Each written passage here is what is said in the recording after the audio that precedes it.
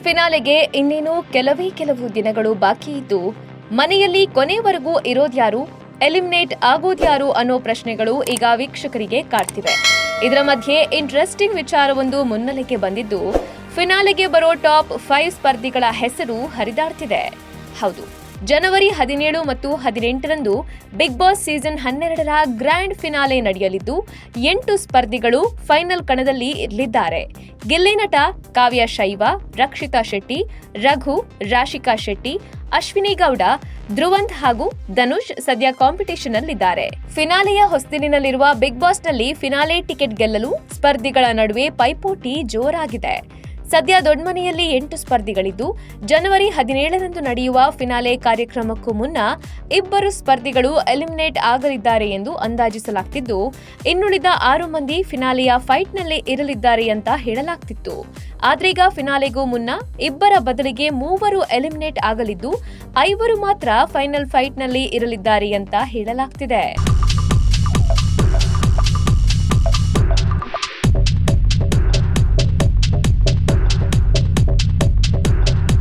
ಮೂಲಗಳ ಪ್ರಕಾರ ಈ ವಾರಾಂತ್ಯದಲ್ಲಿ 1 ಎಲಿಮಿನೇಷನ್ ಆಗಲಿದೆ ಎನ್ನಲಾಗ್ತಿದೆ.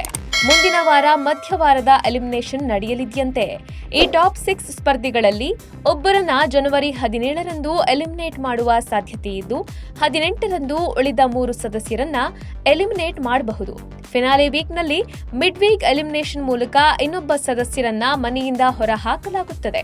ಹೀಗಾಗಿ ಫಿನಾಲೆಯಲ್ಲಿ 6 ಜನರ ಬದಲಿಗೆ 5 ಮಾತ್ರ ಇರ್ತಾರೆ ಅಂತ ಹೇಳಲಾಗ್ತಿದೆ. ಗಿಲ್ಲಿ ನಟ ಅಶ್ವಿನಿ ಗೌಡ, ರಘು, ಧ್ರುವಂತ್ ಹಾಗೂ ರಕ್ಷಿತಾ ಫಿನಾಲೆಗೆ ಎಂಟ್ರಿ ಕೊಡ್ತಾರೆ ಎನ್ನಲಾಗ್ತಿದೆ. ಮತ್ತೊಂದೆಡೆ ರಾಶಿಕಾ, ಕಾವ್ಯ ಹಾಗೂ ಧನುಷ್ ಎಲಿಮಿನೇಟ್ ಆಗಬಹುದು ಅಂತ ಚರ್ಚೆಯಾಗ್ತಿದೆ. ಇನ್ನು ಬಿಗ್ ಬಾಸ್ನಲ್ಲಿ ಈ ವಾರ ಅಚ್ಚರಿಯ ನಾಮಿನೇಷನ್ ನಡೆದಿದೆ.